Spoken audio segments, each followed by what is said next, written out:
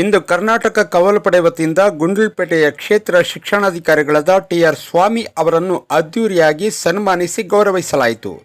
ಪರಿಸರ ಸಂರಕ್ಷಣೆಯ ಸಂಕಲ್ಪದೊಂದಿಗೆ ಮುಂದಿನ ಪೀಳಿಗೆಗೆ ಹಸಿರು ಉಡುಗೊರೆ ನೀಡುವ ಗುರಿಯೊಂದಿಗೆ ಕ್ಷೇತ್ರ ಶಿಕ್ಷಣಾಧಿಕಾರಿಗಳಾದ ಟಿ.ಆರ್. ಸ್ವಾಮಿ ಅವರು ಕೈಗೊಂಡಿರುವ ವಿನೂತನ ಕಾರ್ಯಕ್ಕೆ ಕಾವಲು ಪಡೆ ವತಿಯಿಂದ ಪ್ರಶಂಸೆ ವ್ಯಕ್ತವಾಗಿ ಶಾಲೆಯ ಆವರಣದಲ್ಲಿ ಬರೋಬ್ಬರಿ 1200ಕ್ಕೂ ಹೆಚ್ಚು ತೆಂಗಿನ ಗಿಡಗಳನ್ನು ನೆಡುವ ಮೂಲಕ ಅವರು ನಾಡಿಗೆ ಹಸಿರು ಸಂದೇಶವನ್ನು ಸಾರಿದ್ದಾರೆ.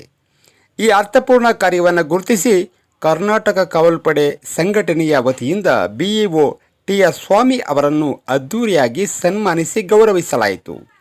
ಈ ಸಂದರ್ಭದಲ್ಲಿ ತಾಲೂಕು ಅಧ್ಯಕ್ಷರಾದ ಎ. ಅಬ್ದುಲ್ ಮಾಲಿಕ್ ರವರು ಮಾತನಾಡಿ, ಅಧಿಕಾರಿಯೊಬ್ಬರು ಕೇವಲ ಕಡತಗಳ ಮಿತಿಯಲ್ಲಿ ಉಳಿಯದೆ ಪರಿಸರದ ಕಾಳಜಿ ವಹಿಸಿರುವುದು ಶ್ಲಾಘನೀಯ ಎಂದು ಬಿಇಒ ಅವರ ಕಾರ್ಯವೈಖರಿಯನ್ನು ಮುಕ್ತ ಕಂಠದಿಂದ ಪ್ರಶಂಸಿಸಿದರು.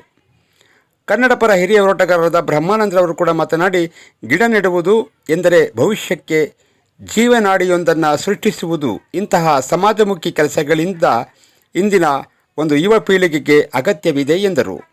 ಈ ಕಾರ್ಯಕ್ರಮದಲ್ಲಿ ತಾಲೂಕು ಗೌರವಾಧ್ಯಕ್ಷರಾದ ರಾಮೇಗೌಡ, ಟೌನ್ ಉಪಾಧ್ಯಕ್ಷರಾದ ಸಾದಿಕ್ ಪಾಷಾ, ಸಂಚಾಲಕರಾದ ಮಿಮಿಕ್ರಿ ರಾಜು ಹಾಗೂ ವಿವಿಧ ಶಾಲೆಗಳ ಶಿಕ್ಷಕ ವೃಂದದವರು ಭಾಗವಹಿಸಿದರು. ಈ ಕಾರ್ಯಕ್ರಮವನ್ನು ತಾಲೂಕು ಕಾರ್ಯದರ್ಶಿಗಳಾದ ಎಸ್. ಮುಬಾರಕ್ ರವರು ಅತ್ಯಂತ ಸುಂದರವಾಗಿ ನಿರೂಪಿಸಿದರು. ಪರಿಸರ ಉಳಿವಿನ ಈ ಅಭಿಯಾನವು ಗುಂಡ್ಲುಪೇಟೆಯ ಶೈಕ್ಷಣಿಕ ವಲಯದಲ್ಲಿ ಹೊಸ ಹುರುಪು ಮೂಡಿಸಿದ್ದು, ಬಿಇಒ ಟಿ.ಆರ್. ಸ್ವಾಮಿ ಅವರ ಈ ಪರಿಸರ ಪ್ರೀತಿಯು ಸಮಾಜಕ್ಕೆ ದೊಡ್ಡ ಪ್ರೇರಣೆಯಾಗಿದೆ. ಪರಿಸರ ಸಂರಕ್ಷಣೆಯ ಈ ಹಸಿರು ಪಯಣ ಹೀಗೆಯೇ ಮುಂದುವರಿಯಲಿ, ನಾಡು ಹಸಿರಾಗಿ ನಳನಳಿಸಲಿ. ಹಾಗೆ ಈ ವಿಡಿಯೋನ ಲೈಕ್ ಮಾಡಿ, ಶೇರ್ ಮಾಡಿ, ಕಮೆಂಟ್ ಮಾಡಿ ಸ್ನೇಹಿತರೆ. ಹಾಗೆ ಗಡಿನಾಡು MRG ನ್ಯೂಸ್ ಚಾನಲ್ನ ಸಬ್ಸ್ಕ್ರೈಬ್ ಮಾಡೋದನ್ನು ಮರಿಬೇಡಿ ಸ್ನೇಹಿತರೆ. ಧನ್ಯವಾದಗಳು. ಇವತ್ತು ನಿಜಕ್ಕೂ ಭಾಳ ಒಂದು ಸಂತೋಷಕರ ವಿಚಾರವಾಗಿದೆ. ಕಾರಣ ಏನಪ್ಪ ಅಂತಂದರೆ, ಕಳೆದ ವರ್ಷ ಇದೇ BO ಕಚೇರಿ ಆವರಣದಲ್ಲಿ ಒಂದು ಮರವನ್ನು ಕಟಾವು ಮಾಡೋ ಮೂಲಕ ನಾವು ಅದನ್ನು ಕೂಡ ಒಂದು ಸುದ್ದಿ ಮಾಡಿಸಿದ್ದು. ಆದರೆ ಈಗ ನಮಗೆ ಭಾಳ ಖುಷಿಯಾಗುತ್ತೆ.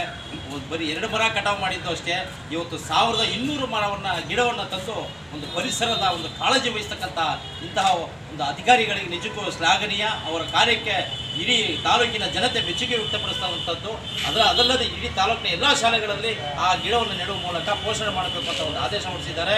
ಎಲ್ಲ ಶಿಕ್ಷಕರು ಆದೇಶ ಅಂತ ತಿಳ್ಕೊಳ್ತಾನೆ ಎಲ್ಲ ವೈಯಕ್ತಿಕ ಕಾಳಜಿ ವಹಿಸಿಕೊಂಡು ಈ ಒಂದು ಪರಿಸರವನ್ನು ಕಾಳಜಿ ವಹಿಸಬೇಕು. ಎಲ್ಲ ಅಧಿಕಾರಿ ವರ್ಗರು ಇದೊಂದು ಕಾಳಜಿ ವಹಿಸಬೇಕು. ಎಲ್ಲ ಅಧಿಕಾರಿಗಳು ಇವರು ಮಾದರಿ ಆಗಬೇಕು. ಇಂಥ ಒಂದು ಪರಿಸರದ ಕಾಳಜಿಗೆ ಮೆಚ್ಚುಗೆ ವ್ಯಕ್ತಪಡಿಸುವ ಮೂಲಕ ಇವರ ಒಂದು ಕಾರ್ಯವೈಖರಿ ಇನ್ನೂ ಹೆಚ್ಚು ಈ ಪರಿಸರದ ಕಾಳಜಿ ವಹಿಸಲಿ ಅಂತ ಮನವಿ ಮಾಡ್ಕೊಳ್ತಾ ಇವರಿಗೆ ಅಭಿನಂದನೆ ಸಲ್ಲಿಸ್ತಾ 2 ಮಾತು ಮುಗಿಸ್ತಾ ಇದ್ದೇನೆ. ಜೈ ಕನ್ನಡ ಬೇಕು. ನಮ್ಮ ತಾಲೂಕಿನ ಅತ್ಯಂತ ಜನಪ್ರಿಯರಾದಂಥ ಶ್ರೀಯುತ ಟಿ.ಆರ್. ಸ್ವಾಮಿ ಅವರು ವಿದ್ಯಾಧಿಕಾರಿಗಳು. ಇವರು ನಮ್ಮ ತಾಲೂಕಿನಾದ್ಯಂತ ಎಲ್ಲ ಪ್ರತಿ ಶಾಲೆಗಳಿಗೂ ಕೂಡ 1200 ತೆಂಗಿನ ಮರಗಳ ಸಸಿಯನ್ನು ಅವರು ಕೊಟ್ಟು ಅಲ್ಲಿ ಪಾಲನೆ ಮತ್ತು ಪೋಷಣೆ ಮಾಡಿ ನೀವು ಮುಂದಿನ ಅಕ್ಷರ ದಾಸೋಹ ಕಾರ್ಯಕ್ರಮಕ್ಕೆ ಇದು ನೆರವಾಗಲಿ ಅಂತ ಅವ್ರಿಗೆ ಆದೇಶ ಮಾಡಿದ್ದಾರೆ. ಎಲ್ಲ ಶಿಕ್ಷಕರಿಗೂ ನಾನು ಮನವಿ ಮಾಡ್ಕೊಡ್ತೀನಿ. ಕಾವಲು ಪಡೆಯ ಎಲ್ಲ ಸದಸ್ಯರುಗಳು ಭಾಗವಹಿಸಿ ಸನ್ಮಾನ ಮಾಡಿರುವುದು ಸ್ವಾಗತಿಸಿದ. ಪರಿಸರ ದಿನಾಚರಣೆ ದಿನ ಈ ಜೂನ್ 5ನೇ ತಾರೀಕಿನ ಅಂಗವಾಗಿ ಎಲ್ಲ ಶಾಲೆಗಳಲ್ಲಿ ಪ್ರತಿ ಒಂದು ಶಾಲೆಗಳಿಗೆ ಕನಿಷ್ಠ 2 ಗಿಡವನ್ನು ಕೊಡುವಂಥ ಒಂದು ಕಾರ್ಯಕ್ರಮ ಹಮ್ಮಿಕೊಂಡಿದ್ವಿ. ದೊಡ್ಡದಾಗಿ ಫೀಲ್ಡ್ ಇರುವಂಥ ಜಾಗ, ನೀರಿನ ವ್ಯವಸ್ಥೆ ಇರೋ ಕಡೆಗೆ 10 ರಿಂದ 20 ಗಿಡಗಳನ್ನು ಕೊಟ್ಟು ಅದರ ಪೋಷಣೆಯನ್ನು ಏನು ಭಾರತ ಸರ್ಕಾರದ ಆದೇಶದಂತೆ ಏಕ ಪೇಡ ಏಕನಾಮ ಅಂತ ತಾಯಿಯಿಂದಲೂ ಕೂಡ ಆ ದಿನವೇ ಬಂದು 5ನೇ ತಾರೀಕು ಆ ಗಿಡಗಳನ್ನು ನಡೆಸುವ ಮೂಲಕ ಆ ಮಕ್ಕಳ ಹೆಸರಿನಲ್ಲಿ ಆ ಗಿಡಗಳನ್ನು ಬೆಳೆಸುವಂಥ ಒಂದು ಕಾರ್ಯವನ್ನು ಮಾಡ್ತಾ ಇದ್ದೀವಿ. ಮುಂದಿನ ಹಂತದಲ್ಲಿ ಸುಮಂಗಲಿ ಸೇವಾ ಟ್ರಸ್ಟ್ ಅವರು ನಮಗೆ ಸಹಕಾರವನ್ನು ಕೊಡ್ತಾ ಇದ್ದಾರೆ. ಕಳೆದ ವರ್ಷ ಅವರು ಒಂದು 25 ಶಾಲೆಗಳ ಎಲ್ಲ ಮಕ್ಕಳಿಗೂ ಕೂಡ ಬ್ಯಾಗ್ ವ್ಯವಸ್ಥೆಯನ್ನು ಮತ್ತು ಅವರಿಗೆ ನೋಟ್ಬುಕ್ನ ವ್ಯವಸ್ಥೆಯನ್ನು ಮಾಡಿಕೊಟ್ಟಿದ್ವು.